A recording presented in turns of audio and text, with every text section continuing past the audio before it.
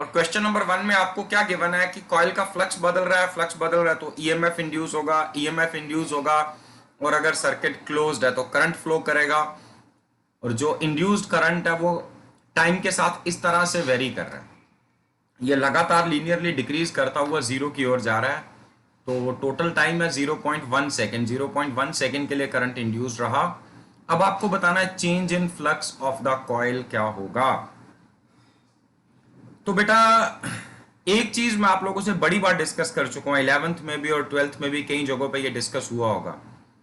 तो थोड़ा सा अगर आप रिफ्रेश करें, फ्लैशबैक में जाएं, क्लास 11th में आपने पढ़ा था area under velocity time graph. अगर आपके पास एक वीटी ग्राफ है, एरिया अंडर वीटी ग्राफ, कैसी भी शेप हो इस ग्राफ की, स्ट्रेट लाइन हो, स्ट्रेट लाइन ना हो, ये जो एरिया अंडर द ग्राफ है ये क्या वैल्यू देता है, किसको याद है जरा बताओ मुझे। I D T. हाँ जी, आई डी टी। नहीं नहीं नहीं, मैं वेलोसिटी टाइम ग्राफ की बात कर रहा हूं, वेलोसिटी टाइम। Sir distance.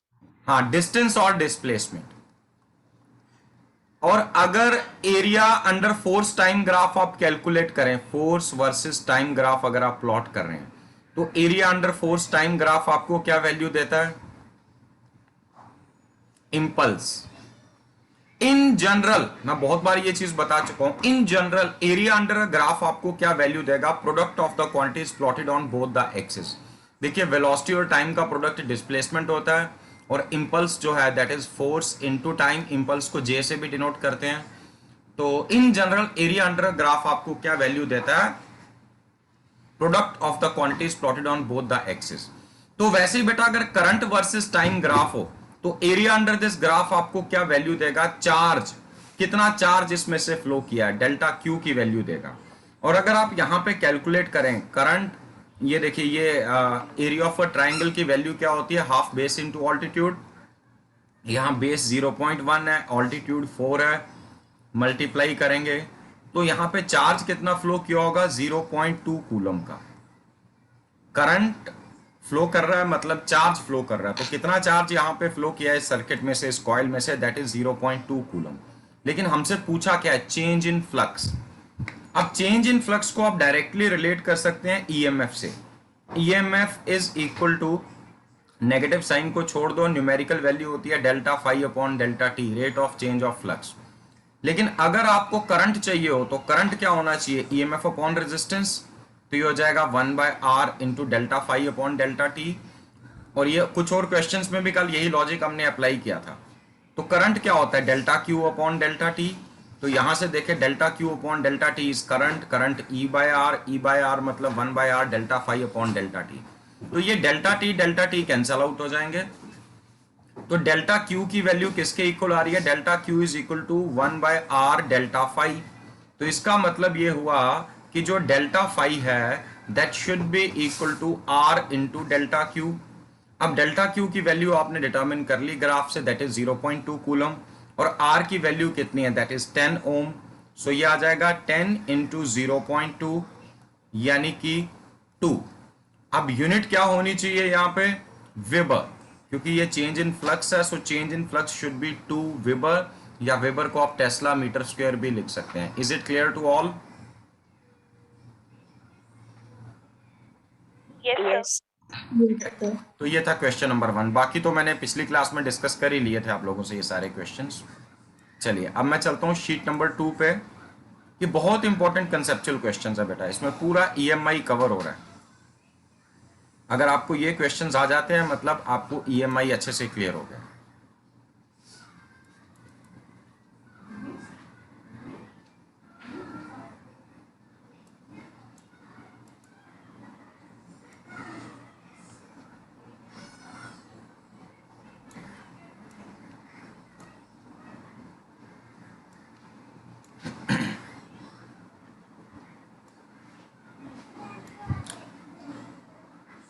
हाँ जी बेटा, नेक्स्ट आ गया हमारे पास question number 11। Two identical cycle wheels, geometrically identical, उनके शेप साइज आइडेंटिकल हैं, they have different number of spokes connected from rim to the connected from center to the rim. One is having 20 spokes and other is having only 10 spokes. The rim and spokes are resistanceless. इनमें कोई resistance नहीं है. One resistance of value R is connected between the center and the rim. The current in the R will be. तो यहां पर बेटा जी दो wheels हैं आपके पास.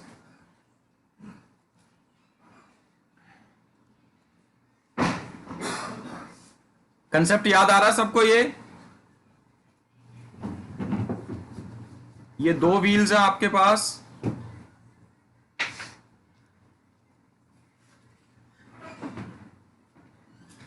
दोनों व्हील्स शेप साइज में आइडेंटिकल है, मतलब इनके रेडियाई बराबर हैं. फर्क है तो नंबर ऑफ स्पोक्स का. पहले व्हील में नंबर ऑफ स्पोक्स हैं 10 और दूसरे में नंबर ऑफ स्पोक्स हैं 20. तो चलिए मैं किसी एक व्हील की एग्जांपल, लेट अस से इसमें 10 स्पोक्स हैं. मैंने अभी कम ड्रॉ किए हैं, मैंने तो अभी 8 ड्रॉ किए हैं. इसमें 10 स्पोक्स हैं और इसमें कितनी है? इसमें 20 स्पोक्स हैं.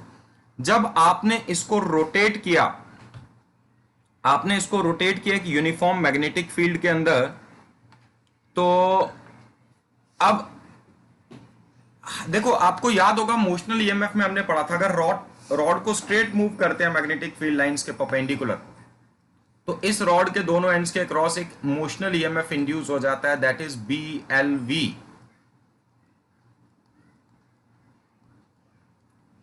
तो मोशनल ईएमएफ की वैल्यू कितनी आती है? BLV. अगर ये रॉड, इसकी लेंथ L है, इसको वेलोसिटी V से आप मूव कर रहे हैं in a uniform magnetic field B, तो इस सिचुएशन में इस रॉड के दोनों एंड्स के क्रॉस एक मोशनल ईएमएफ आता है, दैट इज BLV. लेकिन अगर एक रॉड जिसकी लेंथ L है, उसके एक एंड को फिक्स रखते हो आप किसी यूनिफॉर्म मैग्नेटिक फील्ड के अंदर, आप उसको इस तरीके से रोटेट करते हैं सो दैट इस एंड की स्पीड V है, एंड की, यहां एक एंड पॉइंट की स्पीड V है, या फिर इसकी एंगुलर स्पीड अगर ओमेगा है,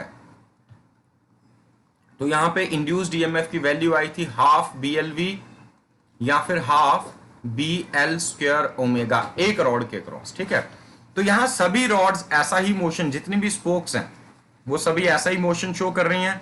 तो हर एक स्पोक के दोनों एंड्स के क्रॉस एक मोशनल ईएमएफ इंड्यूस होगा, जिसके लिए फॉर्मूला मैंने लिखा है हाफ BLV या हाफ BL स्क्वायर ओमेगा. तो अब दोनों सेम एंगुलर स्पीड से रोटेट कर रही हैं, मान लो ओमेगा, दोनों के शेप साइज एक जैसे हैं, मतलब हर एक स्पोक की लेंथ बराबर होगी.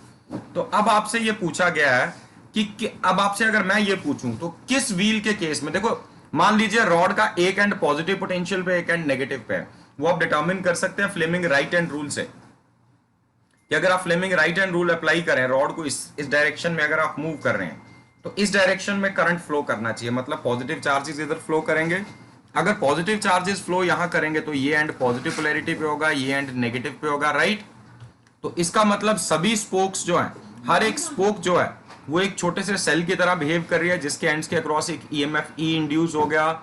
इस ईएमएफ का पॉजिटिव एंड यहां पर होगा सेंटर ऑफ द व्हील पे, और नेगेटिव एंड कहां पे होगा? रिम पे. हर रॉड के साथ ऐसा होगा.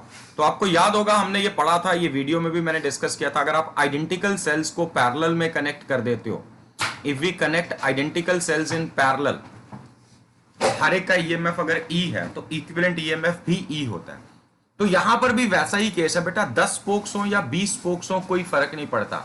रिम और व्हील के अक्रॉस जो ईएमएफ इंड्यूस्ड है दोनों व्हील्स के अंदर, अगर यहां पर ईएमएफ इंड्यूस्ड E है तो यहां पर भी सेंटर और रिम के अक्रॉस जो ईएमएफ इंड्यूस की वैल्यू आएगी वो कितनी आएगी? E ही आएगी. ये पार्ट क्लियर हुआ बेटा? Yes Yes, sir. sir. ठीक है, नंबर ऑफ स्पोक से कोई फर्क नहीं पड़ने वाला क्योंकि सारे पैरेलल में कनेक्टेड है. वैसे एक एग्जांपल मैंने वो ट्रेन के व्हील्स की दी थी, बहुत सारे एक्सेल हैं, वो ईएमएफ प्योर होगा दोनों रेल्स पे, तो कोई फर्क नहीं पड़ता वहां 50 पेयर ऑफ व्हील्स हैं या 100 पेयर ऑफ व्हील्स हैं, 50 एक्सेल है कि 100 एक्सेल है, क्योंकि उन सबका ईएमएफ बराबर होगा, सभी आइडेंटिकल हैं, सबका ईएमएफ बराबर है, तो इनका इक्विवेलेंट ईएमएफ उतना ही होगा जितना एक रॉड के अक्रॉस इंड्यूस हो रहा है. तो यहां पर ईएमएफ दोनों के केस में सेम इंड्यूस हुआ. हाँ, वहां मैंने ये चीज बताई थी कि करंट n टाइम्स हो सकता है. अगर सिंगल स्पोक होगी, सिंगल रॉड होगी, तो मान लो करंट I आ रहा है, तो n नंबर ऑफ रॉड्स होंगी, n नंबर ऑफ स्पोक्स होंगी, तो करंट NI हो जाना चाहिए. क्यों? क्योंकि हर एक रॉड से करंट अलग अलग फ्लो करेगा. और वहां मैंने लॉजिक बताया था कि आप ऐसा कर लो कि अगर n रेजिस्टर्स को आइडेंटिकल रेजिस्टर्स को पैरेलल में कनेक्ट करें तो equivalent resistance R by N हो जाती है, ईएमएफ उतना ही रहेगा, तो as a result current n times हो जाता है। लेकिन यहां पर अगर इस क्वेश्चन में आप देखें, आपसे ये कहा गया rim and spokes are resistanceless, wires में कोई रेजिस्टेंस है ही नहीं, ठीक है। जब इनमें कोई रेजिस्टेंस ही नहीं है तो इनको छोड़ दो।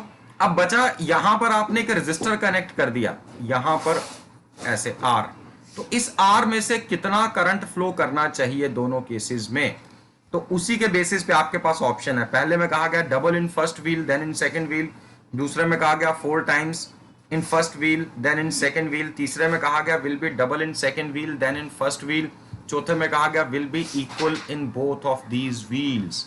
व्हाट डू यू थिंक, क्या होना चाहिए आंसर?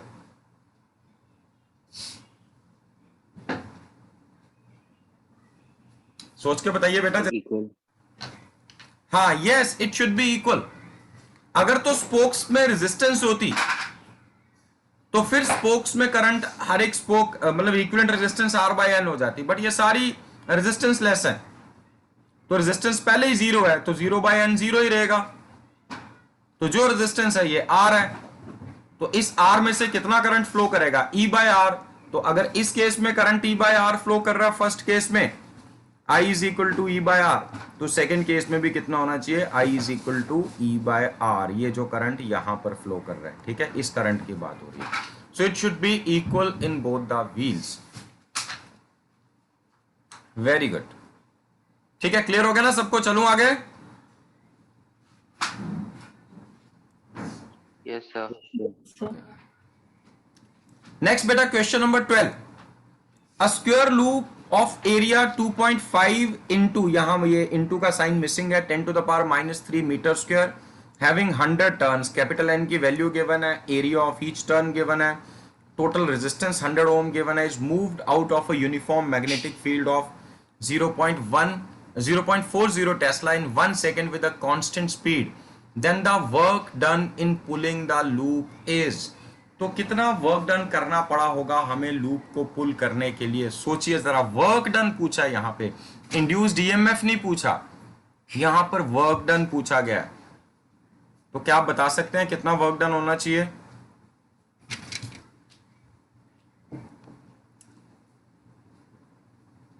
नहीं बता सकते?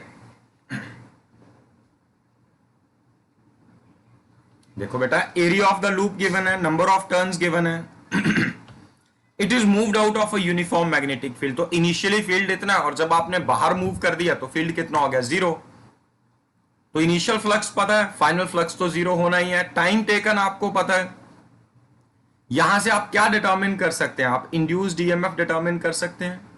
Induced EMF is minus delta phi upon delta T, यानी कि minus change in flux, phi final minus phi initial upon time taken.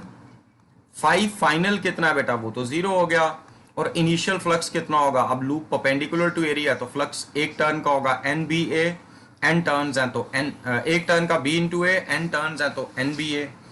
अच्छा, जब ब्रैकेट ओपन करोगे माइनस माइनस कैंसल आउट हो जाएगा, तो इंड्यूस्ड ईएमएफ की वैल्यू आपके पास आ जाएगी 100, नंबर ऑफ टर्न्स हैं, बी की वैल्यू है 2.5 इंटू 10 टू द पावर -3, और एरिया ऑफ लूप आपको गिवन, सॉरी ये एरिया की वैल्यू मैंने पुट कर दी, और बी की वैल्यू है 0.40 टेस्ला, इट इज 0.40 टेस्ला, और टाइम टेकन इज 1 सेकेंड। देखो बेटा, ये 2 0 कैंसल आउट कर दोगे तो यहां कितना बचेगा, 10 की पावर -1। नो, 2.5 इंटू 4 इज 10, तो अगर आप सिंपली 25 इंटू 4 करोगे 100, 25 इंटू 40 1000, लेकिन डेसिमल 3 स्टेप के बाद आएगा, तो ये क्या बचा, 1। ठीक है, डेसिमल यहां पे आ गया, 25 into 40 is 1000, 1.000 into 10 to the power -1, यानी कि simply 10 to the power -1 volt का ईएमएफ इंड्यूस हुआ। तो आपको इंड्यूस्ड ईएमएफ की वैल्यू मिल गई। लेकिन अब आपसे क्या पूछा गया, आपसे अल्टीमेटली पूछा गया बेटा work done work done in pulling the loop. तो वर्क डन कैसे डिटरमिन कर सकते हैं? E square upon R. हाँ जी, E square upon R. Very good. लेकिन वो पावर होगी, V square by R into T करना पड़ेगा आपको। तो वर्क डन के लिए आपको क्या करना है, V square by R into T. तो आपको याद होगा पावर का फॉर्मूला हम V square by R put करते थे, इंटू टी करोगे तो क्या आ जाएगा, work done.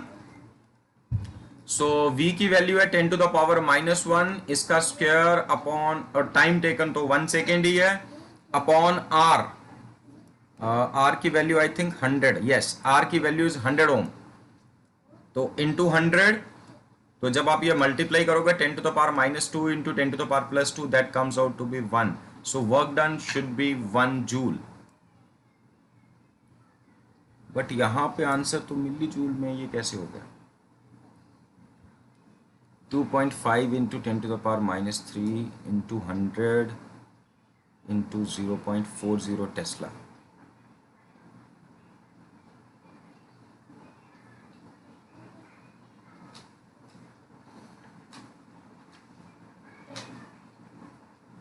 Just a moment.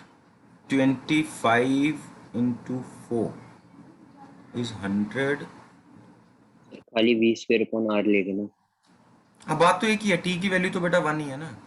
v की वैल्यू में मुझे गड़बड़ लग रही है, एक बार वहां चेक करो, जो ईएमएफ की वैल्यू हमने डिटरमिन की है ना, 0 minus N B A, number of turns 100 है, magnetic field 2.5 into 10 to the power -3 है।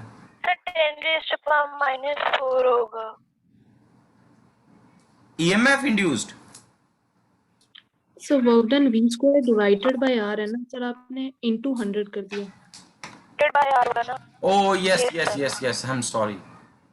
बाकी पार्ट तो ठीक है ना हमारा?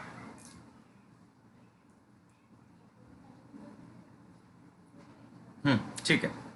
अरे यस, आई एम सॉरी, यहां पे ये लास्ट में गड़बड़ होगी, हमें यहाँ डिवाइड बाय 100 करना था। सो जैसे आप डिवाइड बाय 100 करते हो, it comes out to be 10 to the power -4 joule. तो 10 टू द पावर -4 जूल को आप ऐसा भी लिख सकते हो 0.1 milli joule, because milli itself is 10 to the power -3। तो इसका आंसर आएगा part D, 0.1 milli joule. Clear हो गया बेटा सबको?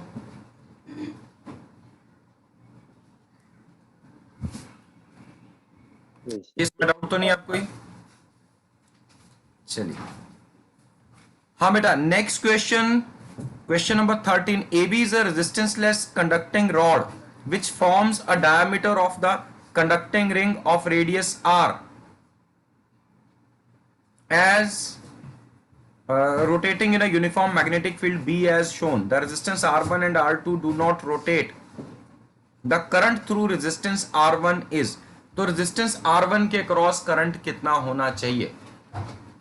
देखो बेटा, यहां पे इस सर्कल का रेडियस स्मॉल आर है, इस सर्कल का रेडियस स्मॉल आर है।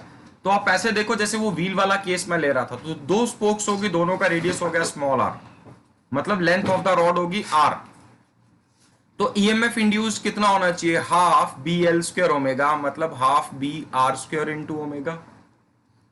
इसके क्रॉस, किसी एक के क्रॉस इतना ईएमएफ इंड्यूस होगा। हाँ, पहली का पॉजिटिव यहाँ, नेगेटिव यहाँ, तो दूसरी का भी पॉजिटिव यहाँ और नेगेटिव यहाँ पे। तो अल्टीमेटली पैरेलल में ईएमएफ तो उतना ही रहेगा, क्योंकि दोनों के cross half B R square omega. अब R1 में से करंट पूछा है, तो ये ईएमएफ की वैल्यू है।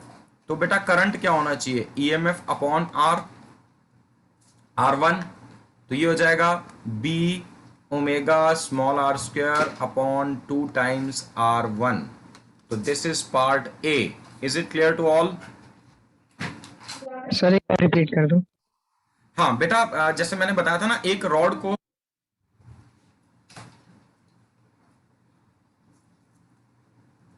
हाँ जैसे मैंने आपको भी बताया था ना, एक रॉड को अगर आप रोटेट करते हैं यूनिफॉर्म मैग्नेटिक फील्ड में, इसकी लेंथ अगर L है, इस एंड को फिक्स रखते हुए आप इस रॉड को रोटेट कर रहे हैं किसी यूनिफॉर्म मैग्नेटिक फील्ड के अंदर। अगर इस स्पेस में एक यूनिफॉर्म मैग्नेटिक फील्ड है, तो इस रॉड के दोनों एंड्स के क्रॉस ईएमएफ जो इंड्यूस हो जाएगा वो होगा half B L square omega. याद है? Yes sir. तो ये सिंगल रॉड है ए बी, ये डायमीटर बना रही है सर्कल का, तो आप सिंगल रॉड को दो रॉड्स मान लो ना, एक हिस्सा अलग हो गया, एक हिस्सा अलग हो गया। इसका सर्कल का रेडियस स्मॉल आर है, मतलब रॉड की टोटल लेंथ तो ट्वाइस आर है, बट इसको दो रॉड्स मान लेते हैं, स्मॉल आर ईच। तो एक रॉड के अक्रॉस ईएमएफ कितना होगा, half B R square omega. अब चूंकि दोनों पैरेलल में कनेक्टेड हैं, पैरेलल का मतलब दोनों के पॉजिटिव एंड एक साइड है, positive and centre of the circle पे है और नेगेटिव एंड रिम पे है, तो दोनों का अगर आइडेंटिकल सेल्स को हम पैरेलल में कनेक्ट करें तो इक्विवेलेंट ईएमएफ उतना ही आता है जितना कि एक सिंगल सेल का ईएमएफ था। तो ओवरऑल इक्विवेलेंट ईएमएफ यही रहा, half B R square omega. अब आपसे पूछा था करंट फ्लोइंग थ्रू R1, अब यहां पे रेजिस्टर R1 और R2 ये कनेक्टेड है। अगर R1 में से करंट फ्लो करवाना है तो R1 कहां कनेक्टेड है, रिम पे और सेंटर ऑफ द सर्कल पे, तो ईएमएफ तो ये है, तो ईएमएफ को डिवाइड कर दो R1 से, तो मतलब बी ओमेगा स्मॉल आर का स्क्वायर अपॉन ट्वाइस R1। अगर R2 होता, R2 में से करंट पूछा जाता तो हम डिनोमिनेटर में R1 की जगह R2 लिखते बस। Is it clear? Sir resistance वाला केस नहीं समझ में आया। बेटा क्यों नहीं, मुझे ये बताओ ना, अगर ये दो पॉइंट्स हैं, इनके बीच में ईएमएफ है E, आपने एक रेजिस्टर कनेक्ट कर दिया R1, इस रेजिस्टर में से करंट कितना फ्लो करना चाहिए, करंट ईएमएफ अपॉन R होना चाहिए कि नहीं? Yes sir. हाँ तो वही तो है, पहले हमने ईएमएफ देख लिया, ईएमएफ किसके बीच में, इस रिम के बीच में और इस सेंटर ऑफ द सर्कल के बीच में। ये ईएमएफ इस रिम का कोई भी पॉइंट ले लो, ये पॉइंट और ये ले लो, ये और ये कंसिडर करो, ये और ये कंसिडर करो, ये और ये कंसिडर करो, कोई रिम का कोई पॉइंट और सेंटर के बीच में ईएमएफ कितना है, ईएमएफ कितना, half B R square omega, और बीच में रेजिस्टर है R1। आपको करंट R1 में से पता करना है कि R1 में से कितना करंट फ्लो कर रहा है, तो ईएमएफ को डिवाइड कर दो R1 से, सिंपल। नहीं क्लियर हुआ अभी? अब हो गया सर। अब हो गया ना, ओके ओके। तो चलिए आगे बढ़ते हैं। नेक्स्ट क्वेश्चन बेटा, question number 14, A B and C D are fixed conducting smooth rails. ये इमोशनल ईएमएफ वाला टॉपिक जब मैंने पहली बार इंट्रोड्यूस किया था, ये वैसा ही क्वेश्चन और एनसीईआरटी में सॉल्व एग्जांपल भी है। A B and C D are fixed smooth rails placed in a vertical plane joined by a constant current source at its upper end. अच्छा, यहां अपर एंड पे एक कांस्टेंट करंट का source, मतलब already एक battery हमने कनेक्ट कर दी। PQ is a conducting rod which is free to slide on the rails. तो ये conducting rod है which is free to slide on the rails. A uniform horizontal magnetic field exists in space as shown. If the rod PQ is released from rest then, तो बेटा ये vertical plane में, ये दोनों rails vertical हैं, ठीक है, AB और CD vertical rails हैं, इनमें एक rod है PQ जो कि ऊपर नीचे स्लाइड कर सकती है, और ऊपर वाली साइड से हमने सप्लाई दे दी करंट की, कोई ऐसा सोर्स दिया जिसकी वजह से इसमें करंट फ्लो करना शुरू होगा, और करंट की डायरेक्शन ये इंडिकेटेड है, ठीक है। तो ये बेसिकली इलेक्ट्रोमैग्नेटिक इंडक्शन की बजाय पहले आप इसको देखो, इसमें ऑलरेडी करंट फ्लो कर रहा है, इसमें करंट इंड्यूस नहीं हुआ बल्कि ऑलरेडी करंट फ्लो कर रहा है, ऑलरेडी करंट सोर्स हमने कनेक्ट किया, so current is flowing through the rod. जब रॉड में से करंट फ्लो कर रहा, तो करंट कैरिंग कंडक्टर को मैग्नेटिक फील्ड के अंदर रखेंगे तो उस पर मैग्नेटिक फोर्स एक्ट करेगी कि नहीं, ILB sin theta. Magnetic force का फॉर्मूला याद है ना, पिछले चैप्टर में जो पढ़ा हुआ है, ILB sin थीटा, और थीटा तो 90 है, तो सिंपली ILB इस पे एक मैग्नेटिक फोर्स एक्ट करेगी। कहां एक्ट करेगी, फ्लेमिंग लेफ्ट हैंड रूल से आप डिटरमिन कर सकते हैं। मैग्नेटिक फील्ड नॉर्मली आउटवर्ड्स है, करंट इस डायरेक्शन में है, तो इस पे मैग्नेटिक फोर्स कहां एक्ट करनी चाहिए, upwards. Isn't it so? Yes और नो?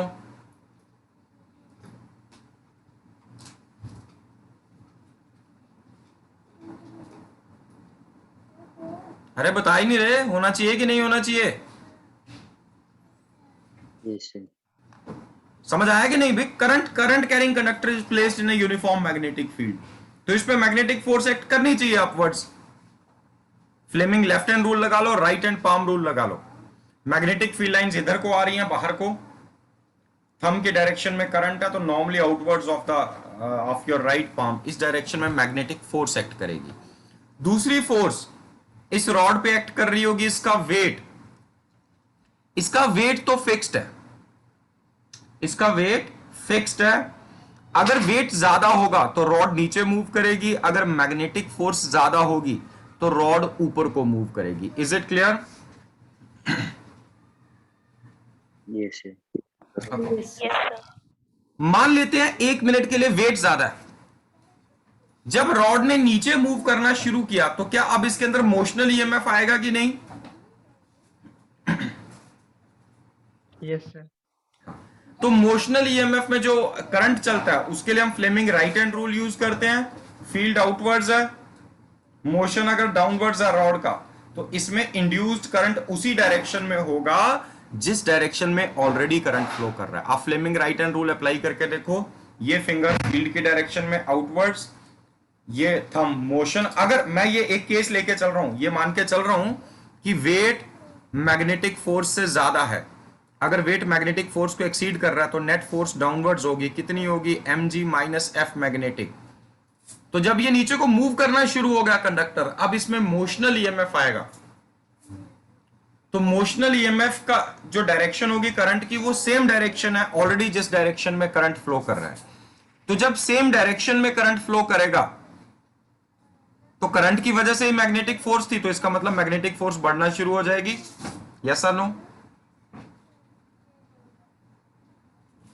Yes sir. ठीक है ना? तो जब मैग्नेटिक फोर्स बढ़ जाएगी तो नेट फोर्स कम हो गई, इसका मतलब एक्सेलरेशन डिक्रीज हो गई। यस और नो? Yes sir. नहीं समझ पा रहे क्या बेटा आप लोग? बताइए ना, क्लियर तो किया करो।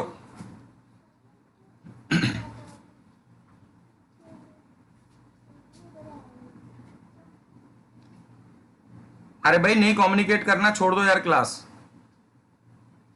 नहीं समझ आ रहा बताओ ना। सर रिपीट कर दो। हाँ तो रिपीट करता हूं, बोलोगे तो रिपीट करूंगा, कैसे करूंगा? और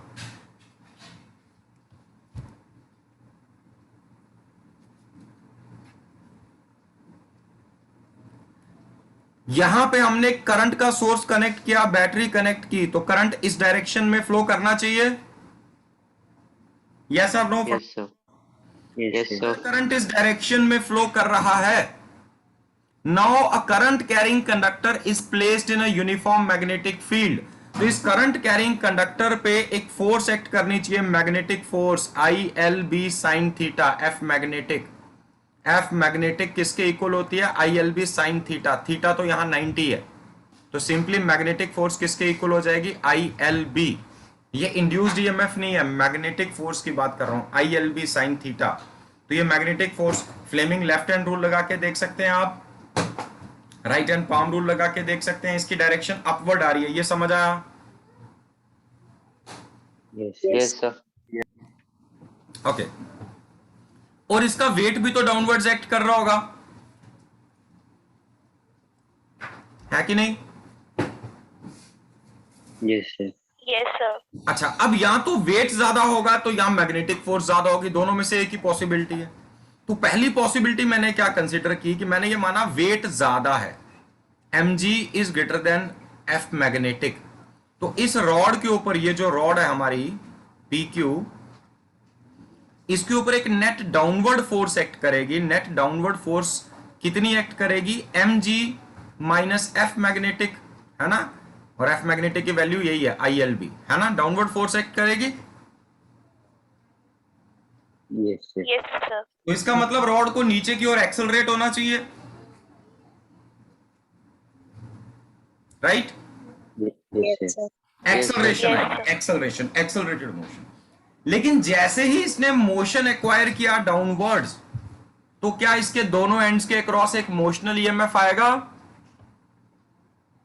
यस सर। Yes sir. जिसका फॉर्मूला हमने पढ़ा हुआ मोशनल ईएमएफ का, भी जो पिछले क्वेश्चंस में भी डिस्कस कर रहा था, BLV। अब ये जैसे ही नीचे को आना शुरू हुई तो मोशनल ईएमएफ आया। अब सर्किट अगर क्लोज्ड है तो करंट फ्लो करेगा। जरा फ्लेमिंग याद है ना, इंड्यूस करंट के लिए हम Fleming right hand rule use करते हैं। इस फिंगर को, इंडेक्स फिंगर को रखो मैग्नेटिक फील्ड के डायरेक्शन में, थंब डाउनवर्ड्स, क्योंकि मोशन डाउनवर्ड्स है। तो इंड्यूस्ड करंट की डायरेक्शन ये है, तो इंड्यूस्ड करंट की डायरेक्शन भी Q2P आ रही है। Yes sir. I डैश नाम दे देता हूं, पहले करंट था I, अब नया करंट एक और आ गया I डैश, तो ये करंट उसी डायरेक्शन में जिस डायरेक्शन में पहले था, तो इस I के अंदर नया करंट ऐड हो गया, तो मैग्नेटिक फोर्स बढ़ गई। Yes sir. जब मैग्नेटिक फोर्स बढ़ गई, यहां देखो नेट फोर्स थी mg माइनस एफ मैग्नेटिक, तो मैग्नेटिक फोर्स बढ़ गई तो नेट फोर्स कम हो गई। Yes yes sir. सर। तो नेट फोर्स कम हो गई, तो अब क्या हो गया, एक्सेलरेशन कम हो गई, डाउनवर्ड डायरेक्शन में एक्सेलरेशन कम हो गई। मान लो पहले 5 मीटर पर सेकंड स्क्वायर थी, अब 4, फिर 3, फिर 2, तो ये लगातार कम होती जा रही है एक्सेलरेशन, बट एक्सेलरेशन कम हो रही है, स्पीड थोड़ी कम हुई, स्पीड तो बढ़ ही रही है ना। यस और no? Yes sir. Yes sir. मान लो पहले 5 मीटर पर सेकंड स्क्वायर है, तो हर एक सेकंड में 5 मीटर पर सेकंड स्पीड बढ़ रही है। अब 3 मीटर पर सेकंड स्क्वायर होगी, तो हर एक सेकंड में 3 मीटर पर सेकंड की स्पीड बढ़ रही है, लेकिन बढ़ रही है अभी भी स्पीड। अगर स्पीड बढ़ रही होगी तो मोशनल ईएमएफ भी बढ़ रहा होगा। Yes sir. तो मोशनल ईएमएफ बढ़ेगा तो ये वाला करंट आई डैश और बढ़ रहा होगा। जब ये करंट आई डैश और बढ़ रहा होगा, ये आई में ऐड हो रहा होगा, तो मैग्नेटिक फोर्स और बढ़ रही होगी। तो बढ़ते बढ़ते एक स्टेज आ जाएगी, ये नेट फोर्स जो है, ये एफ बी जो है, ये मैग्नेटिक फोर्स को बैलेंस आउट कर जाएगा, बैलेंस आउट करेगा, अब नेट फोर्स जीरो हो जाएगी। अब जब नेट फोर्स जीरो होगी, अब रॉड कांस्टेंट स्पीड से स्लाइड करना शुरू कर देगी। अब रॉड कांस्टेंट स्पीड से स्लाइड कर रही होगी। ये बात समझ आई सबको? Yes yes sir. Sir.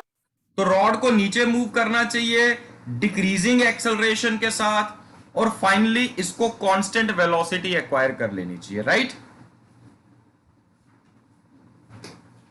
Yes yes sir. Sir. अगर मैं दूसरी पॉसिबिलिटी भी कंसीडर करूं, कि पहली तो मैंने कंसीडर कर ली कि मैग्नेटिक फोर्स कम है, अगर मैग्नेटिक फोर्स ज्यादा है mg से, तो ये ऊपर मूव करती। अगर ये ऊपर मूव करती तो इंड्यूस्ड करंट की डायरेक्शन अप्लाइड करंट के ऑपोजिट हो जाती।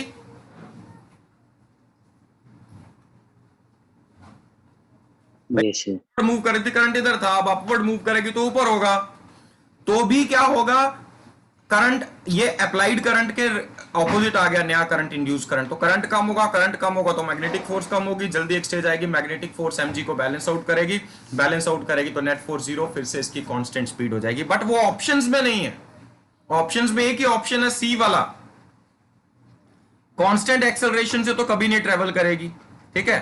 तो इसलिए यहां पे जो ऑप्शंस गिवन है उसमें सी ऑप्शन, जो मैंने पहला केस आप लोगों से डिस्कस किया। Is it clear to all? Yes Yes, sir. Yes sir. बेटा क्विकली रीज्वाइन कर लेना अभी मीटिंग को।